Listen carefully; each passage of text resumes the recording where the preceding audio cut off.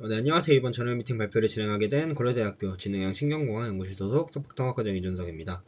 저는 오늘 인베이시브하게 측정된 뇌파 데이터를 통해서 우울증과 관련된 연구를 수행한 논문 두 편에 대해 발표드리도록 하겠습니다. 첫 번째 논문은 Decreased Page Amplitude Coupling between the MPFC and BLA during exploratory behavior in chronic unpredictable mild stress-induced depression model of Rhat라는 제목의 논문으로 2021년에 Frontiers in Behavioral Neuroscience라는 저널에 게시된 논문입니다. 해당 저널은 임팩트 팩터 2.6으로 비헤이비얼 사이언스 분야에서 Q2에 랭크된 저널입니다. 논문의 인트로에 대해 먼저 말씀드리겠습니다. 우울증은 전 세계적으로 3억 2천만 명 이상의 사람들에게 영향을 미치는 흔한 질병입니다. 스트레스가 주요 원인인 우울증은 다양한 연구를 통해 내측 전전두엽 비질인 MPFC와 기저외측 편도체인 BLA의 장애와 관련이 있다고 하며 다양한 선행 연구 예시를 언급하고 있습니다. 다음 문단에서는 페이지 앰플리튜드 커플링, 즉 PAC에 대해 언급을 하고 있습니다. PAC는 저주파 대역의 페이지와 고주파 대역의 앰플리튜드 간의 결합을 의미하며 이전 연구들에 따르면 PAC는 다양한 시공간 규모에서의 신경정보 통신에 촉진하고 뇌 국소 및 전역 과정 간 동기화와 통신을 위한 메커니즘을 제공할 수 있다고 합니다. 또한 PAC의 변화는 신경학적 장애와 밀접한 관련이 있기에 저자들은 MPFC와 BLA가 우울증 상태에서 상호작용을 이 PAC를 통해서 이해할 수 있다고 합니다. 따라서 저자들은 이 반복적인 스트레스를 통해 우울증 지 모델을 준비하고 오픈필드를 탐색하는 동안에 이 뇌파 데이터인 LFP를 측정하여서 분석을 수행하였다고 합니다. 메소드에 대해 말씀드리겠습니다. 본 연구에서는 10에서 12주량의 이 300에서 350g의 몸무게를 가진 수컷 SDG를 렛을 실험에 사용하였다고 합니다. 참고로 SD 렛의 경우 미스터 렛이라는 종과 함께 실험에서 이런 실험에 가장 널리 사용되는 G종이라고 생각하시면 될 것 같습니다. 다음으로 이 Chronic Unpredictable Mild Stress, 이 CUMS의 경우 쥐들에게서 스트레스를 통해 우울증을 유발하기 위해 사용되었습니다. 간단하게 설명드리면 아래 6가지 스트레스를 유발하는 행위를 21일 동안 무작위 순서로 반복해서 진행하였다고 하며 6가지의 스트레스 행위는 1분 동안 꼬리를 꼬집거나 찬물에 5분 동안 수영을 시키거나 하루 동안 음식과 물을 안 준다던가 45도 기울어진 그 케이지에서 12시간 동안 이제 놓던가 아니면 빛 조절을 통해서 밤낮을 바꿔주던가 아니면 케이지를 적셔서 좀 습한 환경을 만들거나 하는 행위가 포함되었다고 합니다. 이후 이 우울증 발병 여부를 확인하기 위해 이 서클러스 프리퍼런스 테스트와 포레스트 스윙 테스트를 진행하였습니다. 이 서클러스 프리퍼런스 테스트 같은 경우에는 이전 저널 미팅에서도 제가 몇 번 설명드렸는데 간략하게 말씀드리면은 일반 물과 이 설탕물을 제시하고 쥐가 설탕물을 얼마나 섭취하였는지 전체 먹은 비율 중에 설탕물을 먹은 비율이 얼마나 되는지를 통해서 우울 행동 여부를 파악하는 실험입니다. 실제 정상쥐의 경우에는 당연하게도 일반 물보다 설탕물을 많이 섭취하게 되지만 우울증쥐의 경우에는 쾌락에 대한 반응이 감소하기 때문에 이 쾌락을 추구하는 행위가 줄어들기 때문에 일반 물이나 설탕물이나 거의 비슷하게 소비된다고 합니다. 다음으로 포레스트 스윙 테스트 같은 경우에는 이런 실린더에 물을 채워놓고 쥐를 강제로 수영을 시키고 15분 동안 이 쥐들이 움직이지 않는 시간을 기록하였다고 합니다. 당연하게도 정상쥐가 조금 더 오랫동안 발버둥치고 우울증쥐는 움직이지 않는 시간이 더 길다고 알려져 있습니다. 다음으로 전극 삽입의 경우 이 MPFC와 BLA에 각각 삽입을 하였으며 좌표는 다음과 같습니다. 이때 전극의 경우 그림과 같이 이 다중 채널 어레이로 구성이 되어 있으며 MPFC와 BLA에 각각 삽입하여 동시에 신호를 측정하였다고 합니다. 사실 이 두 지역의 전극을 삽입하여 실험하는 연구가 제가 봤을 땐 좀 흔치는 않았는데 실험적인 어려움이 있지만 아무래도 이 뇌의 두 부위 간의 동기화 이런 부분을 좀 파악할 수 있는 장점이 있기에 두 전극을 삽입한 것으로 추측됩니다. 다만 앞서 말씀드렸듯이 이렇게 두 개의 전극을 삽입하는 것이 수술적으로도 좀 어려움이 존재하고 아무래도 이런 노이즈나 이런 부분에 더 민감해지기 때문에 좀 쉽지는 않지만 어쨌든 이런 다양한 장점으로 인해 두 전극을 삽입하여 실험을 진행하였습니다. 다음으로 이 오픈필드 테스트입니다.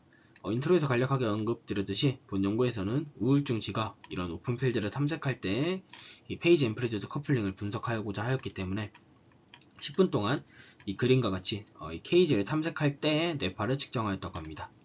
특히 탐색적 행동의 경우 이 저자들은 가장자리에서 센트럴 존으로 이동할 때로 따로 정의를 하였고 이동하는 시점을 기준으로 이 마이너스 4초에서 플러스 4초의 데이터를 분석에 활용하였다고 합니다. 참고로 말씀드리면 오픈필드 테스트 역시 쥐의 우울증을 파악하기 위해 널리 사용되는 실험으로 우울한 쥐는 중앙지역에 진입하지 않고 가장자리를 선호한다 라고 좀 알고 계시면 될 것 같습니다. 측정된 뇌파 데이터는 2kHz 샘플링 레이트로 측정되었고 0.3에서 120Hz의 밴드패스 필터와 50Hz의 노치 필터를 적용하였다고 합니다. 이후 이 델타, 세타, 베타, 로우 감마, 하이 감마 이 대역에 대해서 각각 밴드패스 필터를 적용하여서 주파수 대역별 신호를 추출하였다고 합니다. 그림의 예시는 이 MPFC의 세타 웨이브와 BLA의 감마 웨이브 예시를 나타낸다고 합니다. 다음으로 결과에 대해 말씀드리겠습니다. 먼저 우울증 관련 결과와 행동 분석 결과입니다. 앞서 말씀드렸던 우울증을 평가하기 위해 수행한 이 서크로스 프리퍼런스 테스트와 퍼스트 스윙 테스트 결과를 나타내며 자당 선호도, 즉 전체 먹은 양 중에 자당을 얼마나 먹었는지, 이 설탕물을 얼마나 먹었는지의 양을 확인하였을 때 정상지인 컨트롤 그룹 대비 CUMS, 즉 6가지 스트레스 행동을 부여한 우울지 그룹에서 유의미하게 낮은 것을 확인할 수 있습니다. 또한 포레스트 스윙 테스트 결과 컨트롤 그룹 대비 CUMS 그룹에서 유의미하게 가만히 있는 시간이 좀 길었던 것을 확인함으로써 CUMS가 성공적으로 쥐의 우울증을 유발하였음을 증명하였다고 합니다. 참고로 본 연구에서는 그룹당 10마리씩 총 20마리의 쥐가 사용되었습니다. 다음으로 행동 결과의 경우 오픈필드 테스트에 대한 분석 결과로 10분 동안 총 움직인 거리 그리고 레어링 타임스라고 해서 쥐가 그 오른쪽 그림과 같이 일어선 약간 좀 탐색하는 이런 시간을 나타낸다고 합니다. 이후 그리고 중앙 영역에 입장한 횟수 그리고 중앙 영역에 머무는 시간 이렇게 4가지 분석을 수행을 하였고 결과를 보면 CUMS 그룹에서 모든 지표에서 유의미하게 통계적으로도 유의미하게 낮은 것을 확인함으로써 CUMS가 이 쥐의 탐색적인 활동을 감소시켰음을 시사한다고 합니다. 다음은 LFP 뇌파 분석 결과를 나타냅니다. 왼쪽 결과는 MPFC와 이 BLA의 뇌의 위치를 나타내며 붉은색으로 하이라이팅된 부분이 실제 전극이 삽입되었던 흔적이라고 이해하시면 될 것 같습니다. 이를 통해서 전극이 올바른 위치에 삽입되었음을 확인하였고 가운데 결과는 페이지 앰플리튜드 커플링 PAC 분석 결과를 나타냅니다. X축은 MPFC의 페이지를 나타내고 Y축은 BLA 앰플리튜드를 나타내며 0에서 120Hz까지의 결과를 나타냅니다. 결과를 보시면 MPFC의 이 20Hz 이상의 대역에서는 유의미한 변화가 없었고 MPFC의 0에서 20Hz 대역의 페이지가 특히 이 6에서 8Hz의 페이지가 BLA의 60에서 120Hz 사이의 감마 앰플리튜드와 유의미한 관계가 있음을 확인하였습니다. 반면에 이 CUMS, 이 우울증 그룹 같은 경우에는 6에서 8Hz보다 조금 더 높은 헤르츠인 8에서 10Hz 사이의 페이지가 BLA의 한 80에서 100 사이의 앰플리튜드와 유의미한 관계를 보였으며 이런 강도 역시도 낮아지는 것을 확인할 수 있습니다. 참고로 이 값들은 이 모듈레이션 인덱스 변조지수라고 해서 힐버트 변환을 통해 페이지와 앰플리튜드를 계산하고 위상 구간에 따른 진폭을 계산하고 이 분포를 기반으로 샤넌 엔트로피를 계산해서 최종적으로 모듈레이션 인덱스를 계산하였다고 합니다. 따라서 1에 가까울수록 이 페이지와 앰플리튜드가 결합되었음을 의미하고 즉 두 지역의 동기화가 있었음을 의미하고 0에 가까울수록 결합이 없었음을 의미합니다.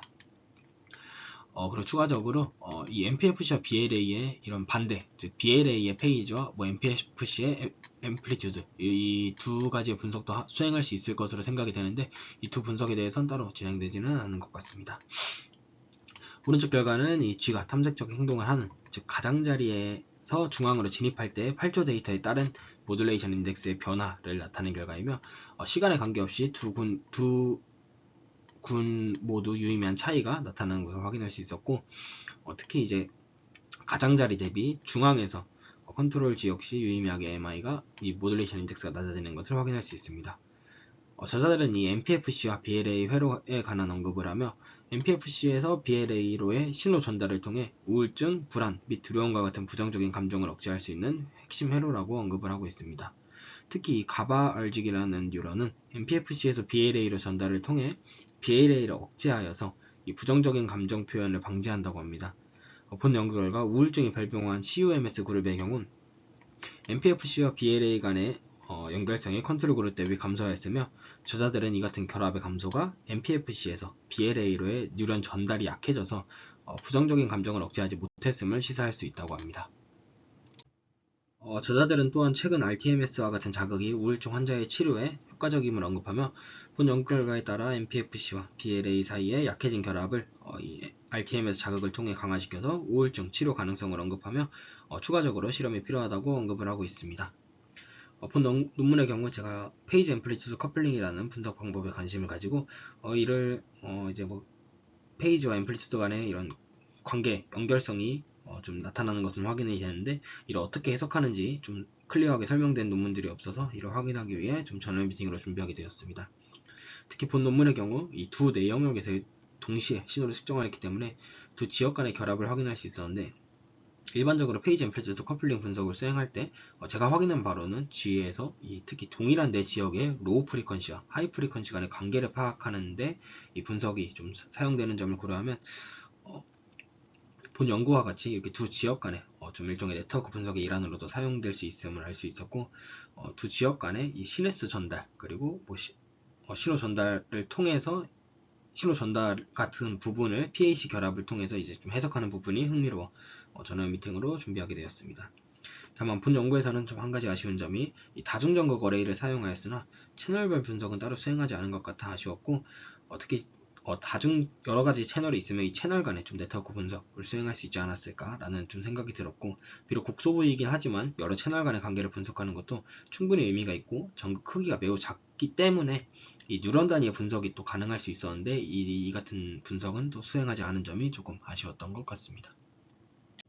다음 논문은 High Frequency Repetitive Transcranial Magnetic Stimulation Regulates Neural Oscillations of the Hippocampus and Prefrontal Cortex in Mice by Modulating Endocannabinoid Signaling이라는 제목의 논문으로 Journal of Affective Disorder에 2023년에 게재된 논문입니다.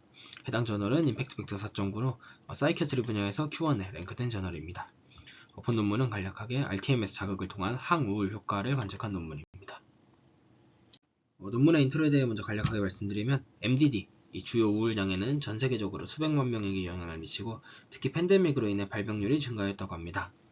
여기서 이 여러 연구들을 통해서 RTMS가 항우울 효과에 효과가 있다라고 이제 좀 널리 보고가 되고 있으며 뉴런의 오실레이션에 영향을 미쳐서 알파를 증진시키거나 감마 파워 또는 세타 감마 커플링 등의 향상을 유발하여서 우울 증상을 개선할 수 있다라고 알려져 있다고 합니다. 다음 문단에서는 이 내측 전전도 연피질인 MPFC와 헤마죠. 이 히포캠퍼스는 이 MDD의 신경회로의 핵심 노드라고 알려져 있다고 낸 다음을 언급하며 이 헤마와 MPFC의 뉴런 오실레이션에 동기화는 세타 감마 결합과 관련이 있고 MPFC와 헤마의 베타 및 감마의 증가는 우울증의 개선과도 관련이 있다라고 좀 알려져 있다고 합니다. 그리고 이제 이전 연구에 따르면 RTMS는 G의 기억 결핍을 개선하고 MPFC의 감마 진동을 향상시켰으며 특히 이 하이 프리퀀시 RTMS는 주요 우울증 환자의 이 헤마에서 세타 감마 결합을 향상시켰다라고 알려져 있다고 합니다.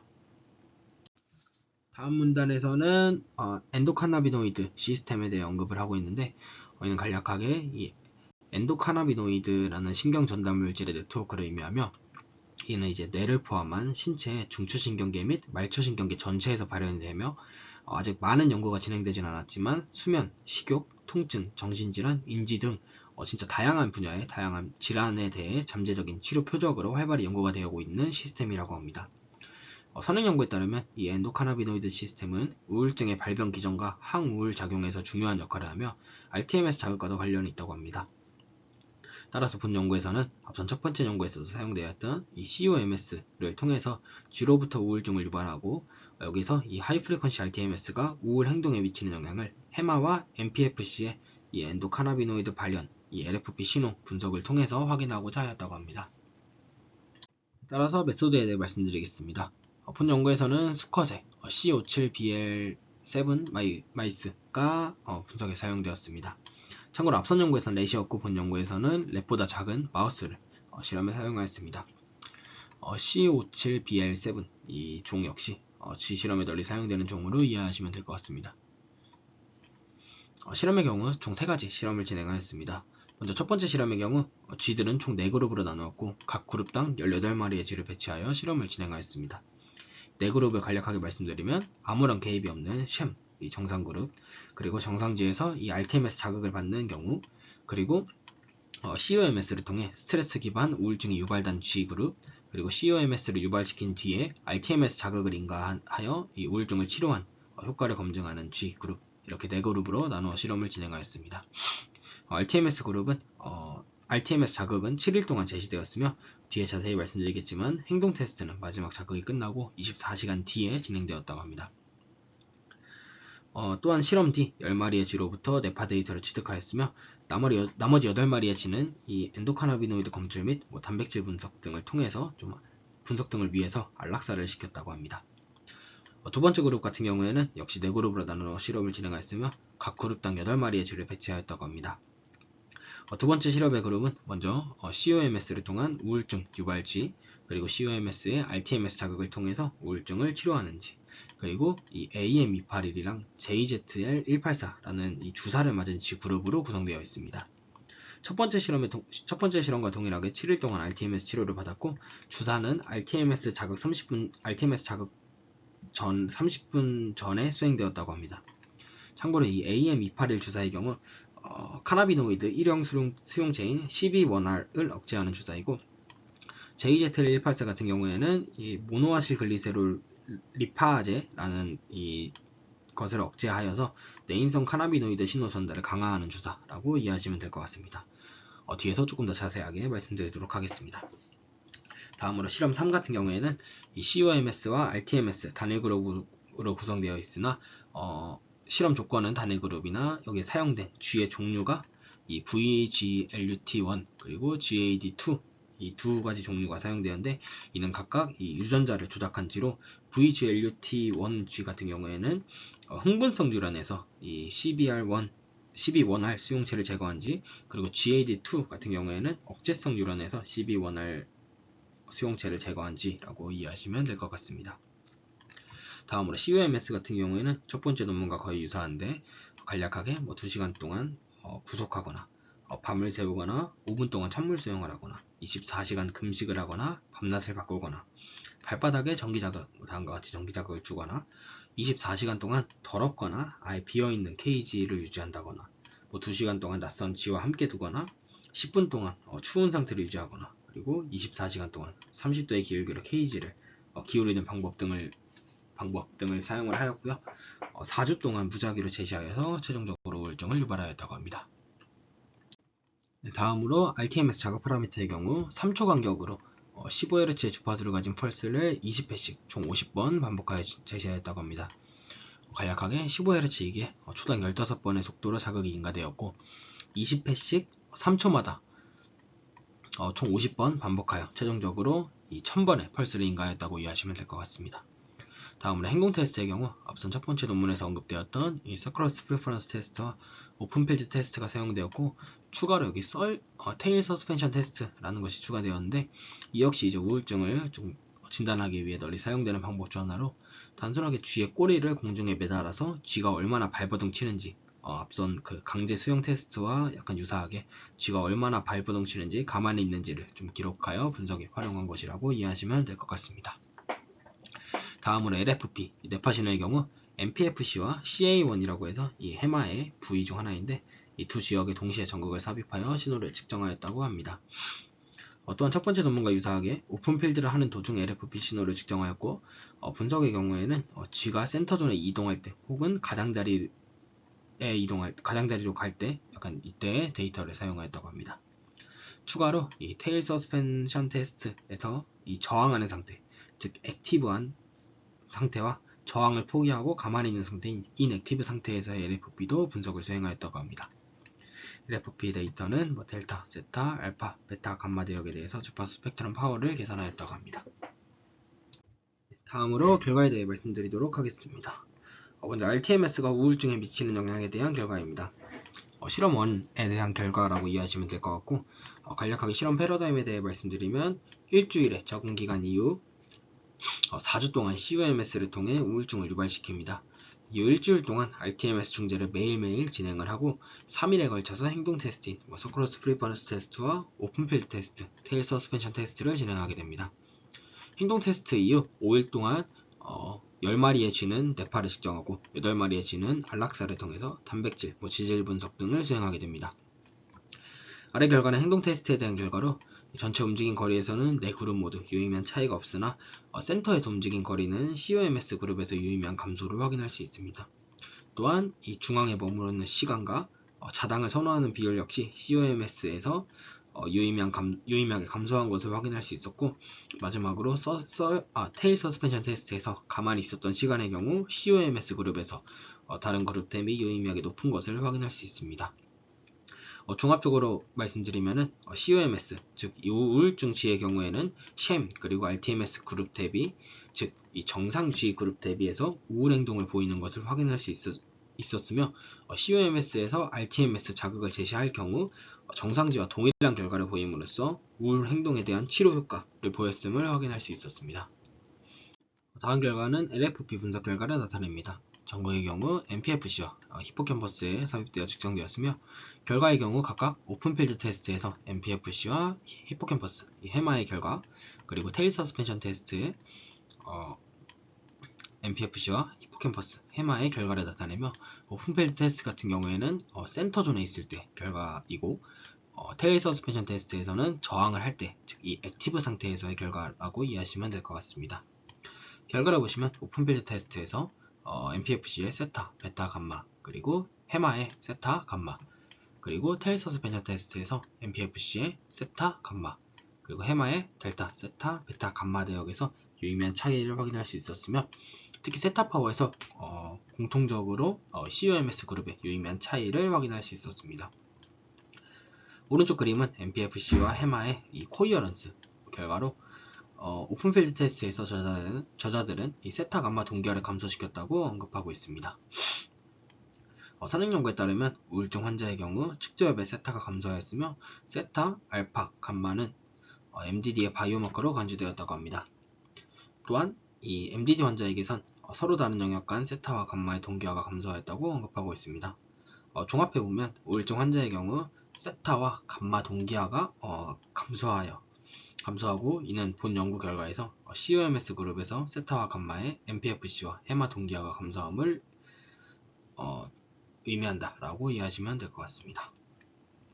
즉, 이 코이어런스이기 때문에 MPFC와 이 해마 간의 동기화가 감소하였다, 우울증 그룹에서 감소하였다 라는 결과를 얻을 수 있었고, 이는 이 선행 연구 결과와 일치한다 라고 이해하시면 될 것 같습니다. 또한 이 RTMS 자극은 세타와 감마의 동기화를 향상시켜서 항우울 효과에 관여할 수 있음을 시사할 수 있다고 언급하고 있습니다. 다음은 이 엔도카나비노이드 관련 결과입니다. 해당 부분의 경우 생물학적 내용이 주로 이르다 보니 좀 간략하게만 설명드리고 넘어가도록 하겠습니다. 해당 분석 같은 경우에는 앞서 말씀드렸듯이 실험 1에서 18마리의 쥐 중에 10마리는 뇌파를 측정해서 이전 결과를 분석을 하였고, 남은 8마리 결과는 이 안락사를 시켜서 분석을 수행하였다고 합니다. 왼쪽 결과는 MPFC의 결과를 나타내고, 오른쪽 결과는 히포캠퍼스, 이 해마의 결과를 나타낸다고 이해하시면 될 것 같습니다. 먼저 COMS 그룹에서 이 MPFC의 경우에는 2AG와 그리고 이 CB1R, 그리고 DAGL-알파, 그리고 MAGL이라는 수치들이 유의미한 변화가 있음을 확인을 하였습니다. 그리고 해마의 경우에는 모든 지표에서 COMS 그룹의 유의미한 차이를 확인할 수 있었습니다. 먼저 2AG와 AEA 같은 경우에는 이 카나비노이드의 한 종류로 2AG 같은 경우에는 이 DAGL 이라는 것에 의해 DAGL 알파에 의해 합성이 되고 MAGL에 의해서 분해된다고 합니다. 또한 AEA 같은 경우에는 이 NAPLD에 의해 합성이 되고 FAAH에 대해 분해된다고 합니다. 추가로 CB1R 같은 경우에는 카나비노이드 수용체로 중추신경계에 다수 존재한다고 합니다. 따라서 이 결과를 해석하면은 COMS 그룹에서 카나비노이드 시스템, 즉 이 카나비노이드의 신호 전달을 전반적으로 약화시켰다라고 약화시켰음을 확인할 수 있으며, RTMS가 이러한 이 시스템을 회복시켰음을 시사한다고 합니다. 참고로 이 DAGL 알파와 NAPPLD는 카나비노이드를 합성시키는 지수이기 때문에 클수록 좋고 카나비노이드가 이제 좋은 것이기 때문에 클수록 좋고, FAAH와 이 MAGL 같은 경우에는 카나비노이드를 분해시키는 인자이기 때문에 분해를 안 시키는 게 좋은 거기 때문에 작을수록 좋다라고 이해하시면 될 것 같습니다. 흥미로운 점은 이 COMS 그룹에서 AEA 같은 경우에는 이 MPFC에서는 유의미한 차이가 없었으나 이 해마에서만 유의미한 차이가 발견이 되었는데요.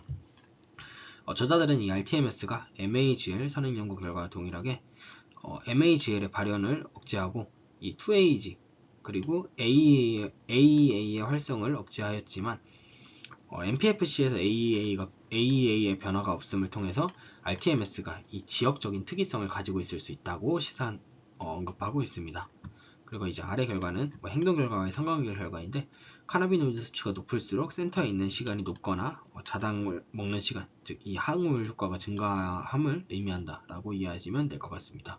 네, 코릴레이션 결과이고, 이 R값이 양수이면 주황색, 음수이면 초록색이라고 이해하시면 될 것 같습니다. 다음 결과는 JZL184와 이 AM1281이라는 주사를 부여하였을 때 결과를 나타내며 실험 2에 대한 결과를 나타냅니다. 여기서 이 AM281 같은 경우에는 앞선 이 카나비노이드 수용체인 CB1R을 억제하는 주사이고, 즉 수용체를 억제하기 때문에 좀 부정적인 의미라고 이해하시면 될 것 같고, JZL184는 2AG, 즉 2AG 카나비노이드를 억제하는 이 MAGL을 억제하는 주사입니다.